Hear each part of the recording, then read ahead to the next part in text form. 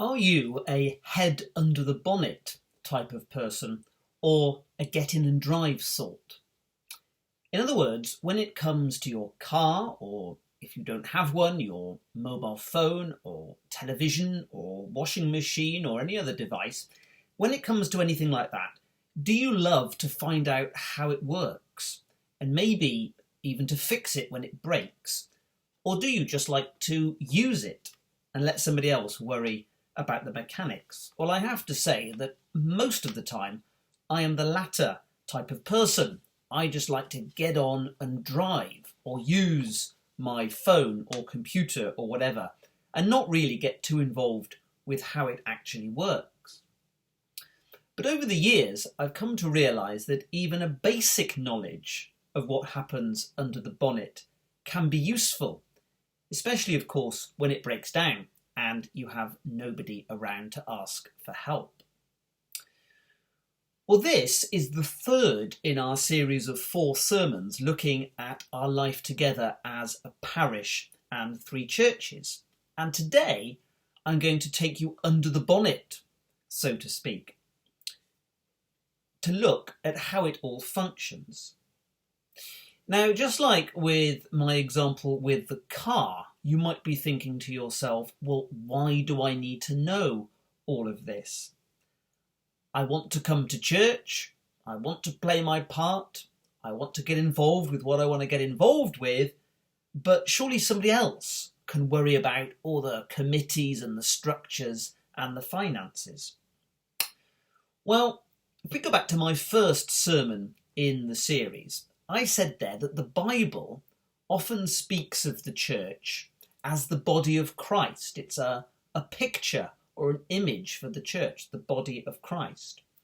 And you know, every single member of the church, whether it's the vicar or the person who only started attending last week, every single person is an equally important part of that body.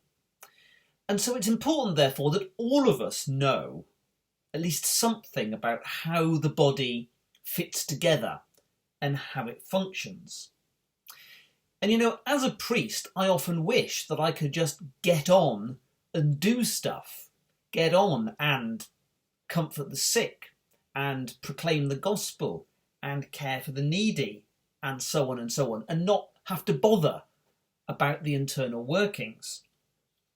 But I've come to realise over the last 20 years in doing this job that just like you need a well-functioning engine in your car if you want to travel, so you do actually need committees and teams and structures and, yes, money if you want to go on doing all the wonderful things that we do in this parish and that we talked about last week under the 3 headings of worship, witness and welcome. So let's dive straight in. And to make it easier, I've produced a handout. This is the hard copy format, 2 sides. One has pretty pictures on, or pie graphs. One has writing on. I will post this in the comments underneath so that you can have a closer look at it. And I'm going to start on the handout on this side, the side with the writing, which says at the top how the parish is organised. And it's quite timely to be thinking about this just now, because on the 1st of January, as you may know, there will be quite a big change as we, this parish, becomes part of the new ministry area. Hopefully I can explain a bit about what all of that means and why we're doing it. So at the moment, as I'm sure you know, we are one parish with 1 priest, that's me, and of course our 3 churches, St Faggan, St Luke and St James. And running all that we do and overseeing all that we do is what we call the Parochial Church Council, or PCC.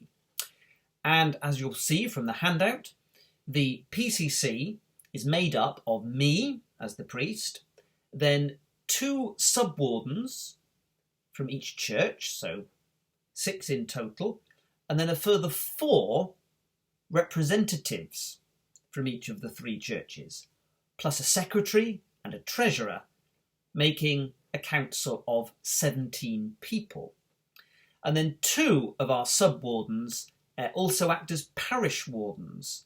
And so they have a role, the parish wardens, in advising and supporting me across the whole parish, as well as in their own individual church. And then as well as that, as well as the PCC and the wardens, we have a committee for each church, made up of members from that congregation, which looks after the affairs of that individual church and then refers things to the PCC for ratification. So that's how things work at the moment.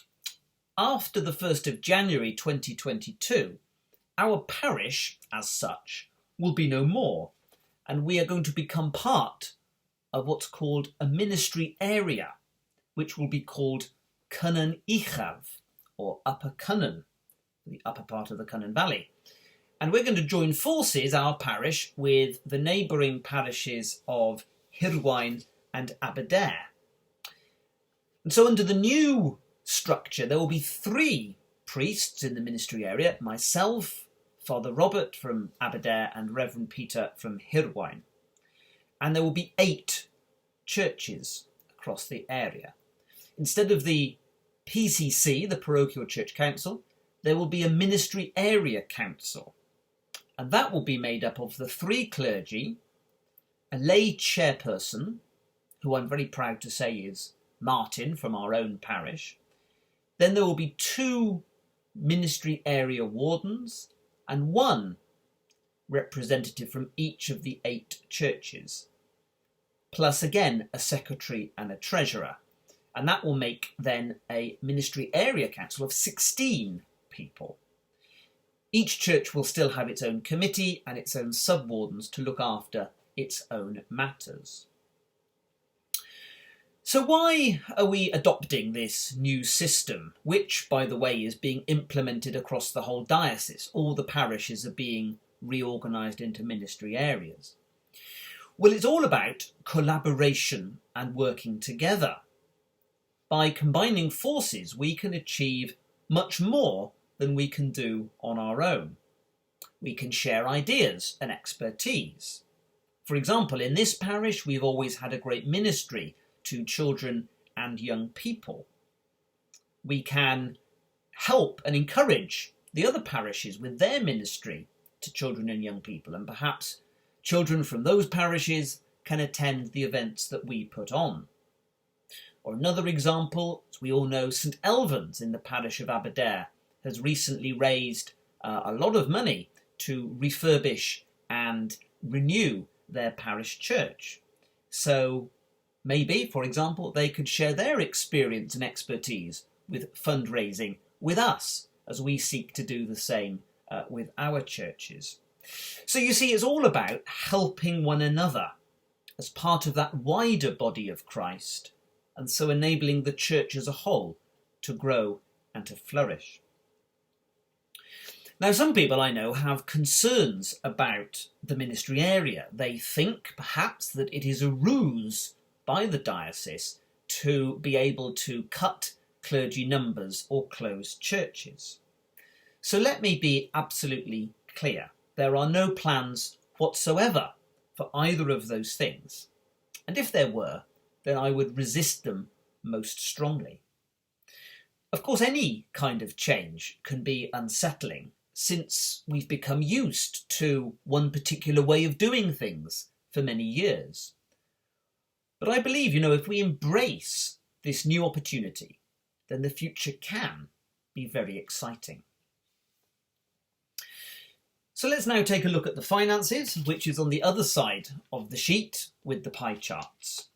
And I've tried to make it as clear and as simple as possible, just to give you a general overview of how everything works.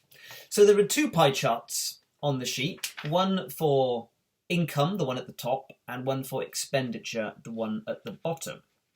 Now, the figures I've used are for the year 2020, which, of course, as we know, was an exceptional year. Now, if we start by looking at the expenditure, the spending of the parish, we'll see that by far the biggest item there is the parish share, which amounts to just over £58,000.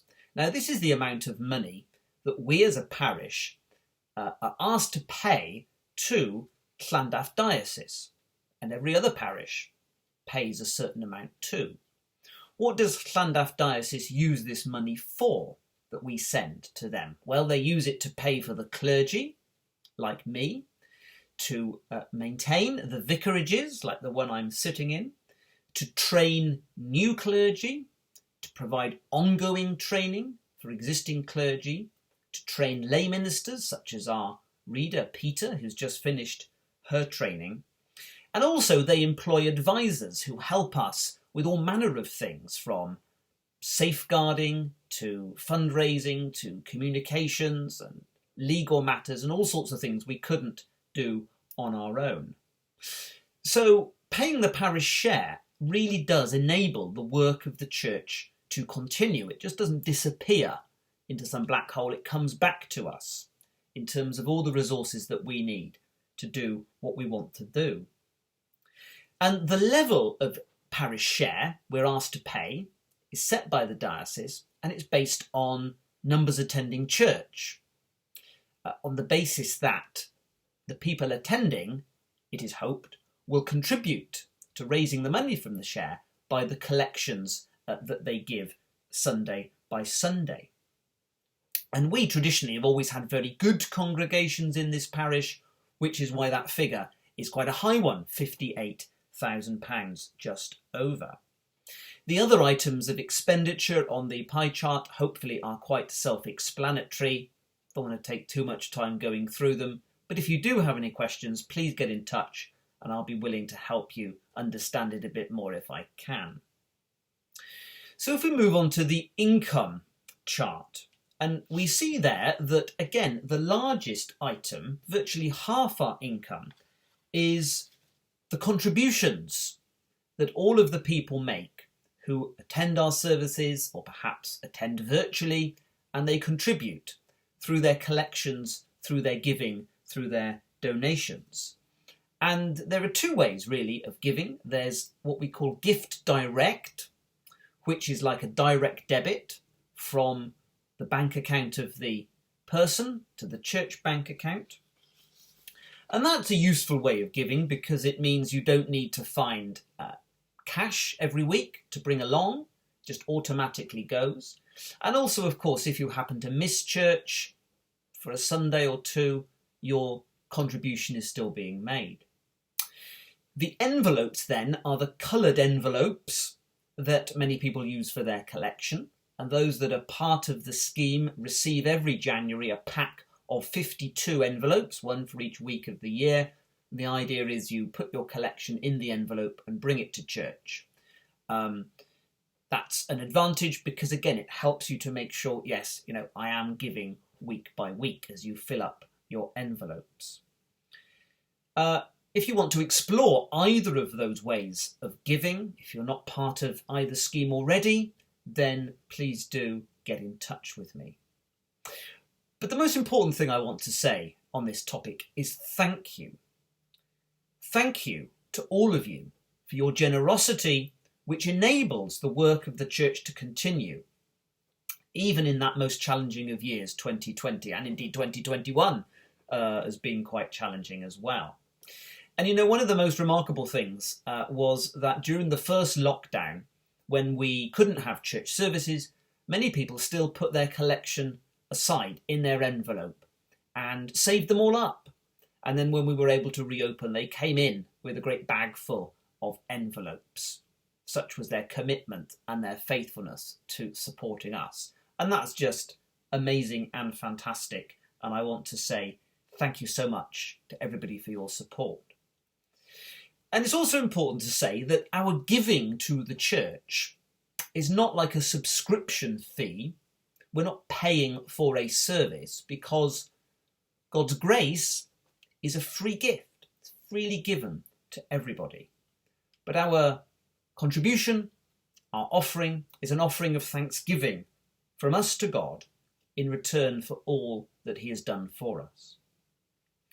Now, also on the income side, you'll see on the chart, we were very fortunate to receive from the diocese and the church in Wales over £25,000 in grants, COVID hardship grants, which was given again to all churches to reflect the fact that income in 2020 was markedly down from not receiving so many collections, not being able to do fundraising events, and the fact that our 2 church halls had to be closed, which normally give us a large amount of income. And without those grants, we certainly would have struggled to balance the books. And if you look at the 2 totals, we just about did manage to balance the books. A total income of 95,000, expenditure of 94,700. So we're very grateful for that support. And then the other income section on the pie chart includes things such as the little fundraising we were able to do, the rent for the church hall car park, wedding and funeral fees, the parish magazine, sales and adverts and things like that.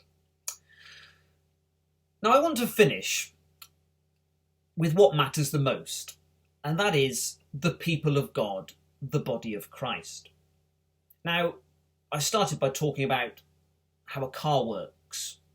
And the church is not like a car engine. Because with the church, you don't just pour in fuel and off it goes. It takes people to run the church, and it's hard work. So I want to say a big thank you to the wardens, PCC members, treasurers, secretaries, and again to all of you for your generosity and your faithfulness and your support. We do what we do for the church, not because the vicar tells us to, but because we want to. We have a desire to serve God and make his love known. Each and every one of us has a part to play, and that will be the focus of our final sermon in the series next week.